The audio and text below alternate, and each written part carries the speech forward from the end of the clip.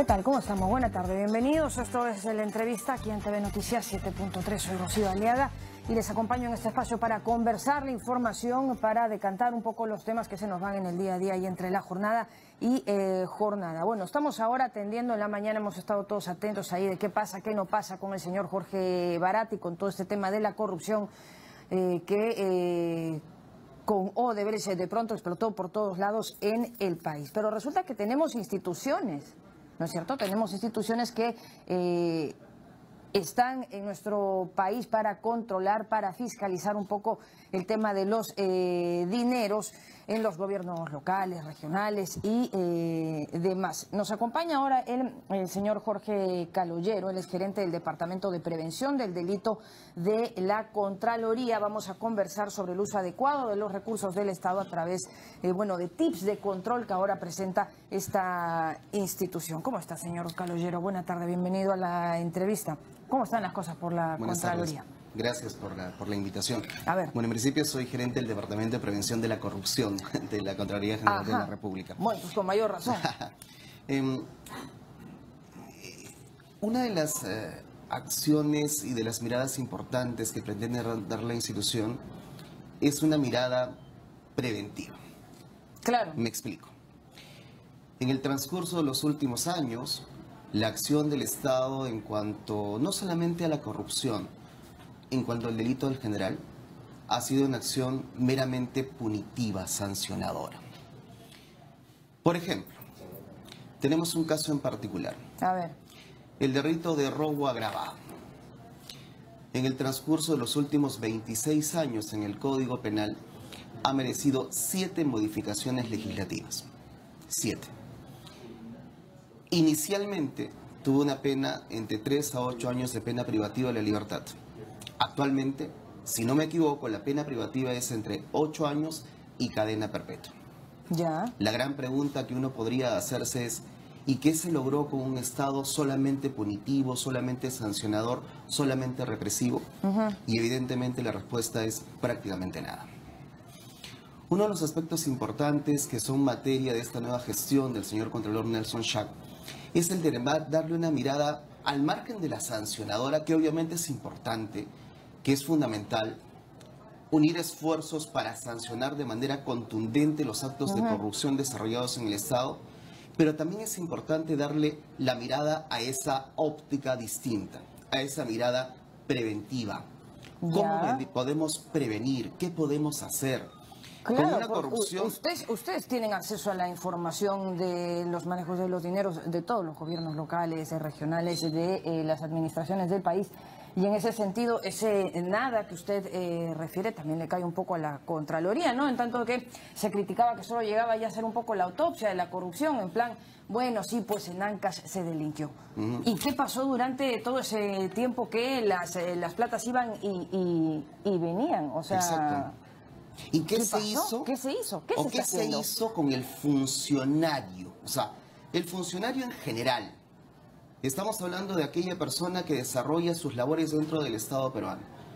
Se está llevando a cabo una buena labor de inducción, de capacitación. Se le está dando a esta persona la oportunidad de saber cuáles son los alcances de las funciones a su cargo, sus responsabilidades, las conoce. ¿Sabe cuál es el radio de acción que éste tiene? La ciudadanía, un punto fundamental. Debe vigilar o debe contribuir en la vigilancia de la correcta utilización de los fondos de los bienes públicos. ¿Realmente la ciudadanía conoce de aquello que debe fiscalizar? Me pongo y planteo la siguiente interrogante. A ver. ¿Es fácil o se puede realmente fiscalizar y vigilar aquello que uno en estricto no conoce? Por eso, pues que se va a poder. Exacto. Por eso es que dentro de la mirada distinta de la Contraloría, que vuelvo a reiterar, por un lado es la mirada sancionadora, la mirada de efectivamente hacerle frente a la corrupción de manera decidida. Pero por otro lado, es importante anticiparse frente a aquellas inconductas y aquellas irregularidades que en el camino se podrían desarrollar. Es por esto que dentro de esta nueva gestión de la Contraloría General de la República, que tiene bastante poco tiempo, estamos estructurando toda una estrategia en materia de prevención de la corrupción que tiene que ver, parte de ella, con este tema que usted ha dado a conocer de los tips de control. Y en relación a ello, creo que habría que hacer el siguiente análisis. A ver, vamos con los tips de control. Antes de ello, muy rapidito. A ver. En la 10ª encuesta nacional sobre percepciones de la corrupción realizada por Ipsos Apoyo, por encargo de Proética, se ha establecido que la corrupción sigue siendo el segundo problema más importante para los peruanos. Pero definitivamente la forma en la cual ha subido en cuanto a percepción de la población es bastante significativa. En el año 2015, el 46% de los peruanos lo consideraba el principal problema del país. Hacia este año, el 52% de los ciudadanos lo percibe como el principal problema de nuestra patria. Ya no estamos claros hasta ahí, esto nos está desbordando y todos estamos de acuerdo. ¿Y entonces? Entonces, uno de los aspectos es el de tema denominado tips de control. ¿Qué cosa es el tip de control? Dar a conocer aquella acción que debe desarrollar el Estado y que efectivamente se encuentre dentro de las funciones correspondientes a él. En el transcurso de este poco tiempo hemos desarrollado 4 tips de control. Uno es el del uso de los vehículos del Estado. ¿Ya? ¿De qué manera efectivamente puede utilizarse adecuadamente un vehículo del Estado peruano? ¿De qué manera efectivamente las personas dentro de las instituciones estatales deben llevar a cabo acciones de, por ejemplo, respetar las normas de tránsito, no ceder la conducción del vehículo a acompañantes o terceras personas, el uso obligatorio de los cinturones de seguridad y un tema que resulta siendo fundamental, el de la correcta utilización de los vehículos del Estado? Por ejemplo, dentro del Código Penal se hace referencia a que específicamente los vehículos del Estado podrían ser en algunas oportunidades utilizados de manera particular, únicamente cuando éstas tengan que ver con facilitar el desenvolvimiento y seguridad de las personas. Le pongo un ejemplo. Poco se conoce con referencia a esta legislación. Poco se conoce con referencia a la manera en la cual dentro del Estado deben utilizarse adecuadamente los vehículos del Estado. Lo que se pretende hacer mediante estos denominados tips de control es, dentro de una forma educativa de los funcionarios públicos, darles a conocer el alcance de su función y darle a conocer también a la ciudadanía cómo es que efectivamente debe desarrollar su acción un funcionario del Estado. Bueno, qué bárbaro, ¿no? Parece que ya tienen que entrar a alfabetizar ustedes porque hay que hablarles como criaturas a la gente. O sea, es medio obvio, ¿no? Si es un vehículo oficial se entiende que se tiene que usar para temas, pues, actividades oficiales, no para ir a la peluquería, no para hacer la compra ni para dejar a los chicos al colegio. Pero bueno, ustedes están saliendo un poco en ese sentido. Es importante, porque es importante que el funcionario lo conozca. El funcionario decirle, sabe que su señor funcionario del Estado, este es el alcance de tu función. Claro, pero ustedes están partiendo desde la ingenuidad también de la gente, ¿no? De que lo conozca. ¿De verdad creen que no saben? Y si saben y se aprovechan. Es que lamentablemente la población en general, le pongo el ejemplo específico del tema de los vehículos. Probablemente no se ignora que el alcance no solamente es la utilización adecuada del vehículo, también tiene que ver con, por ejemplo, la utilización de los cinturones de seguridad. Por ejemplo, el no utilizar el vehículo cuando se tenga desperfectos o averías. Por ejemplo, no ceder el uso del vehículo a una persona que no se encontrara en condiciones de poder accionarlo. O sea, una serie de temas para que la ciudadanía pueda salvaguardar el uso adecuado de los recursos del Estado y para que el funcionario pueda realmente obrar como debe ser. Ya. Ese es un primer tip. Sí. En el segundo se hace referencia al mal uso de la información privilegiada. ¿Qué Las pasa? filtraciones, a ver. ¿Qué pasa? En doctrina se hace referencia a lo que es la asimetría de la información. ¿Qué cosa es la asimetría de la información? El funcionario público, en estricto, maneja información que, valgan verdades, la ciudadanía en general, en muchas oportunidades no la conoce. En muchos casos se utiliza de manera inadecuada esta información privilegiada. Por ejemplo, dándole a conocer a una persona dónde se encuentran los dispositivos de seguridad de una instalación militar, de una instalación policial. Dándole a conocer a alguien, por ejemplo, que hay un testigo que se encuentra siendo protegido por el Estado peruano y divulgando información de esta persona. Imagínense lo que puede generar el utilizar de manera inadecuada una información privilegiada por parte de un funcionario público. Es en ese sentido que este segundo tip de control, que va a merecer toda una estrategia de comunicación por parte de la Contraloría, da a conocer los alcances estrictos de esta norma. Evidentemente, dentro del Estado peruano se debe fomentar la transparencia de la información, pero existe cierta información que debe ser mantenida en reserva, atendiendo a la naturaleza de la misma. Lo que estamos desarrollando es una suerte de acción educativa al funcionario público por un lado, pero también a la ciudadanía, para que si por ejemplo advirtiere que exista una situación como esta, la pudiere realmente denunciar a los canales establecidos dentro de la institución. Pero bueno, siempre parten de que las personas no saben, ¿no? Pero yo voy un poco a la corrupción de las mismas personas. Esto es que a sabiendas lo están Claro. haciendo. ¿Cuáles son las sanciones, en todo caso, a las que se verían un poco expuestas de utilizar mal un carro oficial o de brindar, pues, por allí, por debajo de la mesa, información Consideremos que privilegiada? dentro del Estado peruano existen tres tipos de sanciones. Una sanción de índole penal, vale decir la pena privativa de la libertad. Otra sanción de índole administrativa, vale decir básicamente la inhabilitación que puede sufrir el funcionario servidor público, e incluso la responsabilidad de índole civil. Es importante que el funcionario y la ciudadanía en general conozcan este tipo de responsabilidades. Perfecto. Entonces vamos con ¿cuántos tips están Hemos desarrollado manejando en esa campaña? otro tip que es el denominado el nepotismo. A ver. Vale decir, un poco yendo a la historia, hace bastantes años atrás, se establecía por parte del Papa que podía nombrar a un familiar suyo, a un cuñado, el denominado nepote, que era un cardenal. La historia hace muchísimos años atrás. Bueno, Y de ahí viene el tema del nepotismo. Ajá. Utilizar esa facultad que tiene el funcionario público para poder designar a su familiar dentro del denominado cuarto grado de consanguinidad o segundo de afinidad, utilizando esa influencia que puede tener la persona para efectos de este tipo de contrataciones. Eso me lleva a pensar un tema adicional. La corrupción, queda totalmente claro, no solamente va por el lado económico. Siempre estamos pensando en una irregularidad caracterizada por el tema de una entrega de dinero. La corrupción, la irregularidad muchas veces se encubre con actos que resultan siendo irregulares, que en estricto no revelan necesariamente la entrega de dinero, sino, por ejemplo, situaciones como la que estoy manifestando.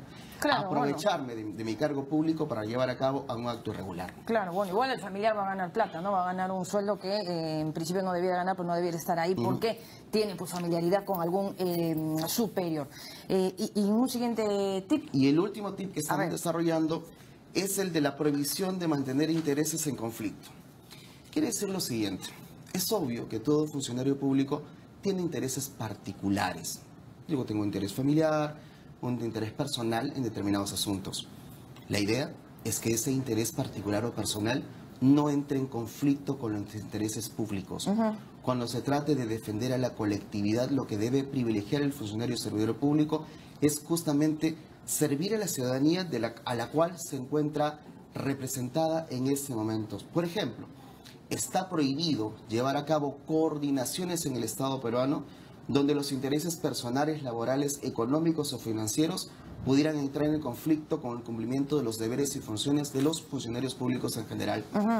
No se debe intervenir el funcionario público en todo lo que es la selección, nombramiento, designación, contratación, promoción, rescisión incluso del contrato de determinadas personas cuando tuvieran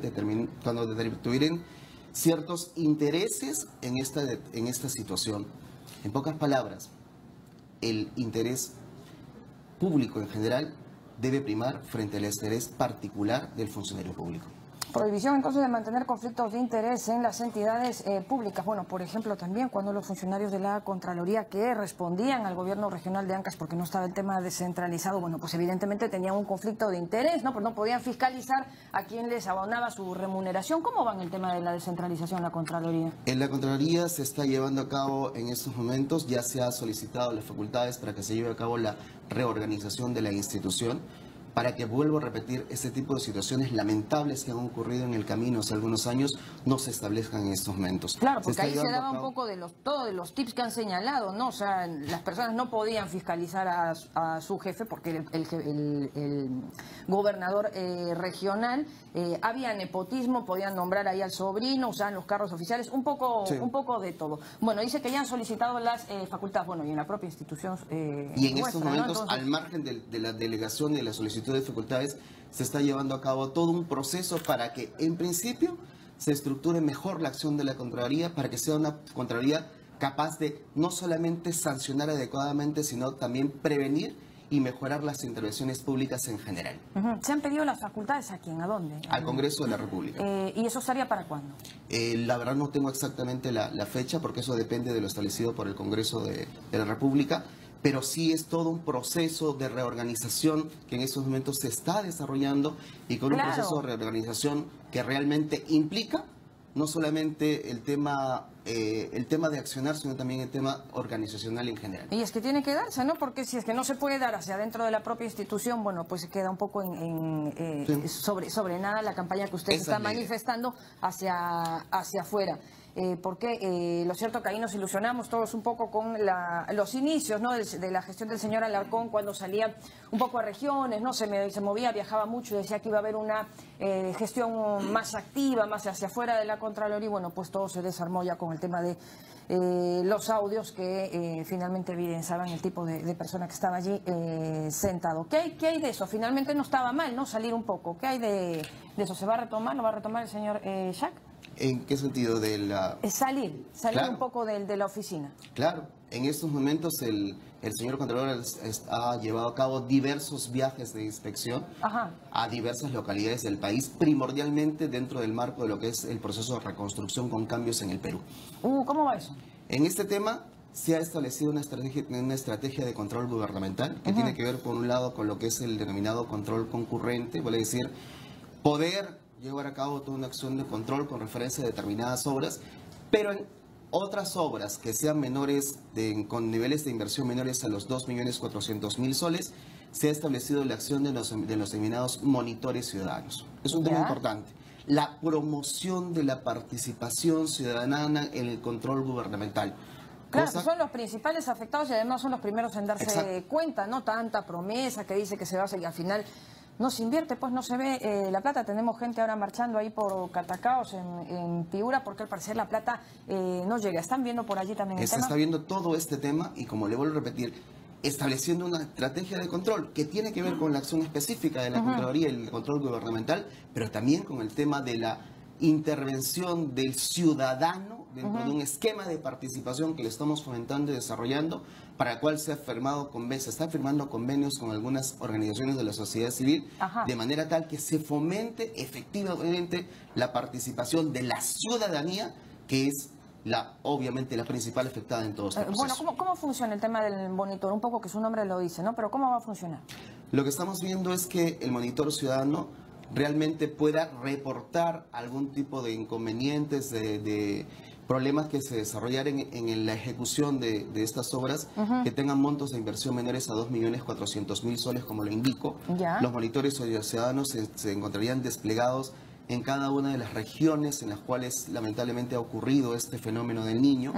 Estas personas se les habilitaría un app de manera tal que pudieran comunicar y reportar esta situación que se encontrara en el camino, y lo importante es que la institución va a estar en condiciones de poder seleccionar y capacitar adecuadamente a estas personas de manera tal que efectivamente puedan cumplir ese rol de participación ciudadana. Claro, sobre todo eso, ¿no? La selección, porque a la larga ya se ha visto que muchas veces esto se acaba politizando, pues el monitor se puede volver finalmente luego candidato a la alcaldía de algún sitio y utilizó pues el supuesto cargo civil para fines personales. No nos olvidemos que el próximo año es un año electoral. Ya, y pues se pueden presentar ahí muchos monitores. Claro, y estamos viendo el tema de establecer los requisitos adecuados, la selección adecuada, la capacitación adecuada y darle las condiciones adecuadas de seguridad a esta persona para que pueda desarrollar sus funciones con la competencia que le corresponde. Bueno, qué bien que la Contraloría esté saliendo, que no descuide el caso de la reconstrucción con cambios, porque sabe mal, ¿no? Al final que de pronto se descubran tantas cosas. ¿Y dónde estaba la Claro que Contraloría? sí. ¿No? Tanta corrupción, vías de evitamiento que al final no se lograron hacer, tantas obras que se caen y ¿dónde estaban todo ese tiempo? Bueno, ahora salen con esta campaña de los tips de control, que bueno, estarán ya pronto en medios. Sí, estamos, esto es parte justamente de esta entrevista, es parte de esta estrategia que no solamente es de medios de comunicación, sino también es parte de una estrategia integral dentro de las propias instituciones del Estado y de fomento a la ciudadanía de establecer una adecuada vigilancia ciudadana. Lo más importante va a ser eso, ¿no? También que logren descentralizarse, que finalmente puedan entidades autónomas también a nivel de regiones de cara a las elecciones, que bueno, pues ahí se mueven los dineros todos apurados a terminar de cumplir las promesas que se hicieron en gestión y al final no llegaron nunca. Algo que nos queda muy claro y es parte de la política del señor Contralor es el de establecer estrategias diferenciadas en las localidades de nuestro país. Muchas veces pensamos que el Perú solamente es Lima y nos olvidamos que la realidad de cada una de nuestras circunscripciones territoriales muchas veces resulta siendo distinta. La idea es acercarnos al ciudadano.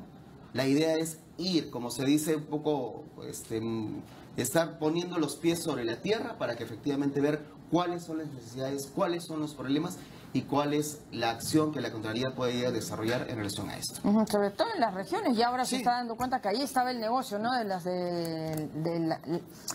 la gran corrupción, ¿no? A través de las regiones, y a ver si avanzamos también con este proceso de descentralización, que finalmente descentralice un poco todo y también los niveles de fiscalización. Muchísimas gracias, señor Jorge Carlos Llero, por haber conversado con nosotros.